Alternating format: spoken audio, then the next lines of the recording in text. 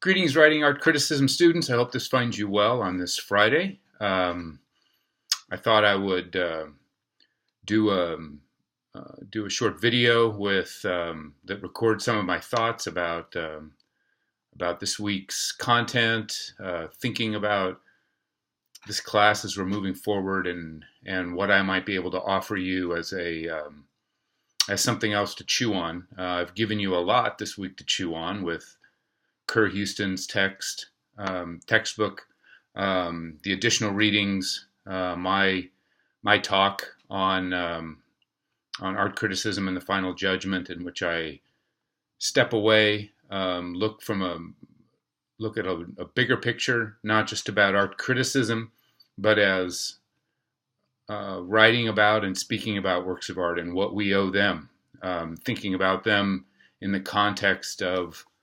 loving our neighbors and putting the best construction on all that we experience in the world, which is part of Luther's commentary of loving your neighbor in the Ten Commandments. Not only are we not to bear false witness, Luther says, we are also to put the best construction on every encounter with another individual. So the question I raise is, what do we do with those artifacts, those creative cultural artifacts that our neighbors make? Paintings, songs, films, theater productions, and other such artifacts that require us to experience them in ways that emphasize a non-cognitive, non-discursive way of experiencing and knowing the world in a particular way.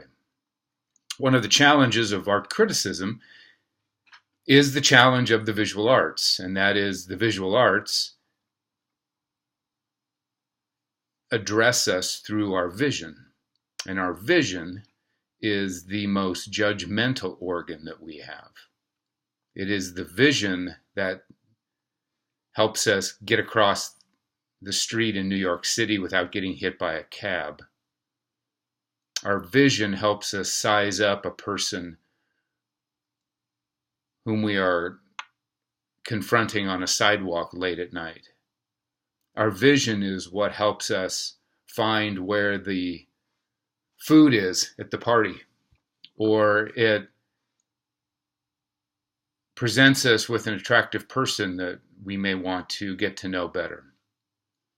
And it's also that organ that negotiates visual imagery in the world. And most of the visual imagery we negotiate in the world is in the form of billboards, signs, internet, media, advertising, pop-up, images, all those things that are intended, all those images that are intended for us to negotiate quickly, absent-mindedly, and not to devote intense critical attention. But that is precisely not how the visual arts operate, and particularly not how modern art operates. A painter like Edvard Munch or Paul Cézanne, who may spend months and years painting a picture, is not doing it for you to glance at it for 5 seconds and give it your thumbs up or thumbs down. It is intended to address you in a particular way that asks you, and I would suggest all the visual arts do this, the good ones. They address your visual judgment, and then they find ways for you to resist that judgment. Slow down. The painting says slow down. Look closely. A painter that I work very closely with and have done so for over 20 years, Enrique Martinez Celaya, gave a lecture a number of years ago on painting. And he said that a painting is more than what you see. That sometimes we're deceived by what we see in a painting. that the painting's visual imagery is something through which we look, and we look with an organ that isn't just the superficial judgmental organ. The organ, in fact, that Jesus judges as the antithesis of belief.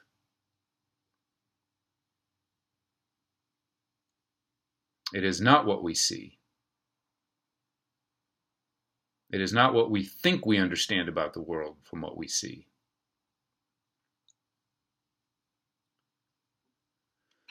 We are deceived by strength and attractiveness and power and the wealthy.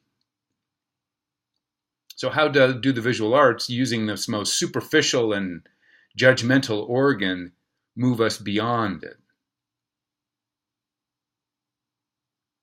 And I would suggest to you that's part of the challenge of language and words, writing and speaking about visual imagery throughout the history of Western culture, from the Greeks with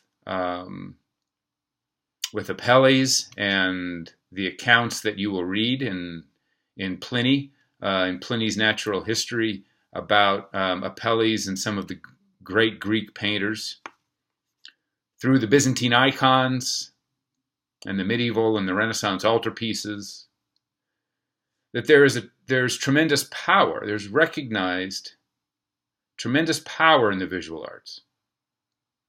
A power also to deceive, and that's something that Plato emphasized. And in that Greek tradition, the recognition of the power of the arts, the power of the visual arts, and also the deception of the visual arts. The fact that they do not lead you to truth, that they can lead you astray. And we've seen that with visual imagery that's used in advertising and propaganda. Visual imagery is powerful. It's attractive, but it's also dangerous. And the visual arts, say the tradition of painting in Western culture, has always benefited and suffered from that skepticism. And so in many ways, the visual arts are always in search of defense. How do we look? Seeing is not believing. We don't know what we see. And so I would suggest to you that art criticism, writing about art, is a way to enable us to see through the work, to see something else.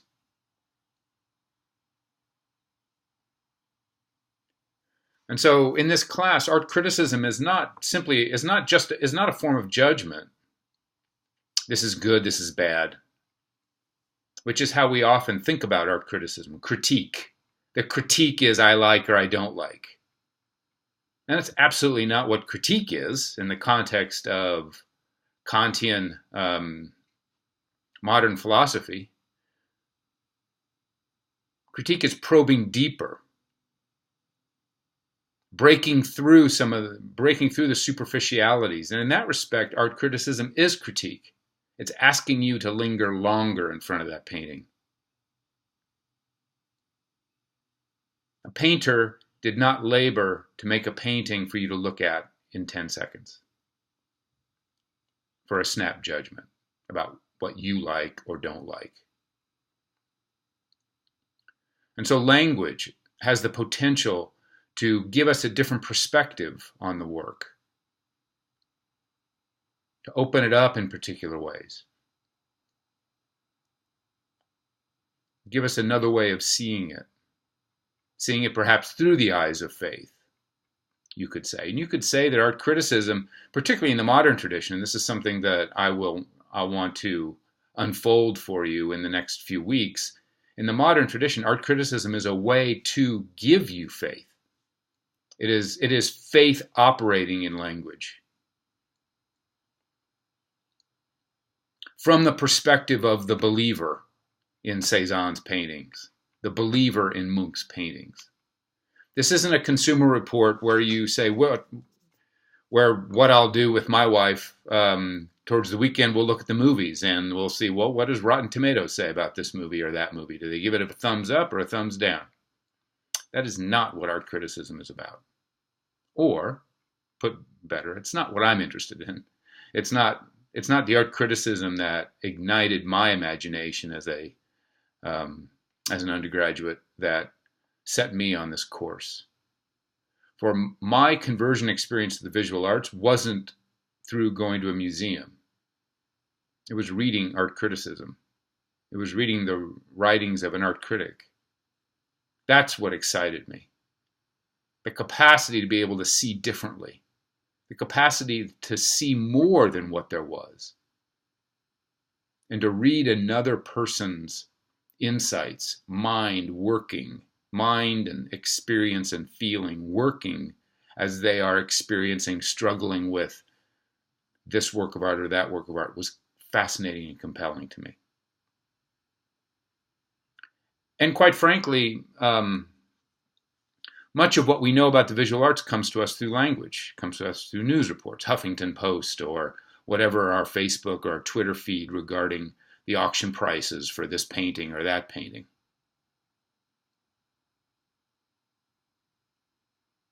We never experience a work of art in its pure tabula rasa visual state.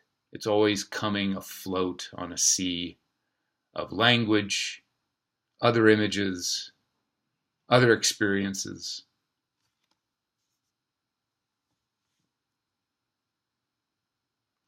So art criticism, writing about art, has a deep ethical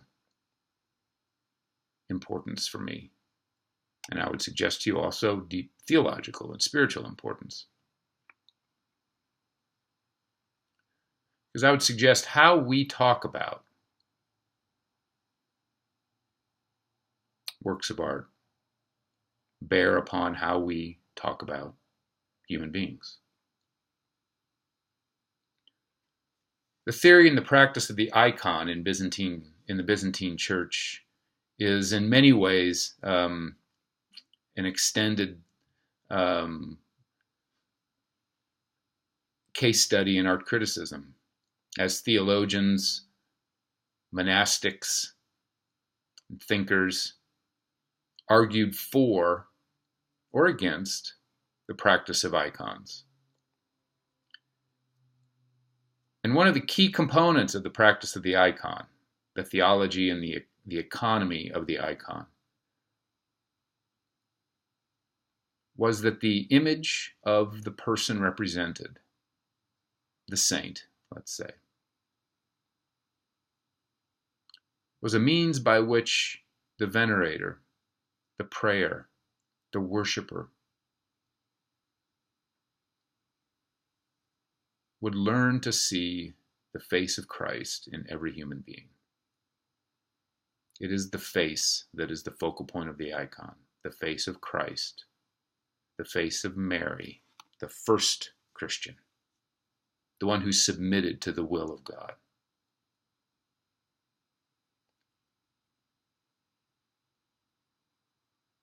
To Paul, Peter, and those first disciples, that in their faces we see the face of Christ, so that we may go out into the world and see those faces that we encounter are faces of Christ, loved by Christ, faces for whom Christ died.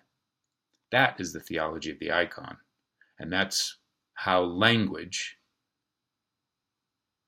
affirmed and convinced the Byzantine Church that visual images were not only tolerable for its theology, but necessary.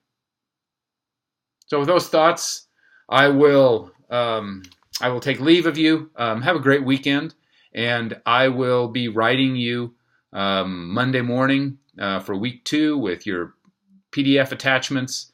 Don't forget your discussion prompt responses. You can either email them to me directly, or if you want them to be commented on and interact with students with with your colleagues. You can post it on Canvas. Write me if you have any questions, and I look forward to addressing you on Monday. Take care.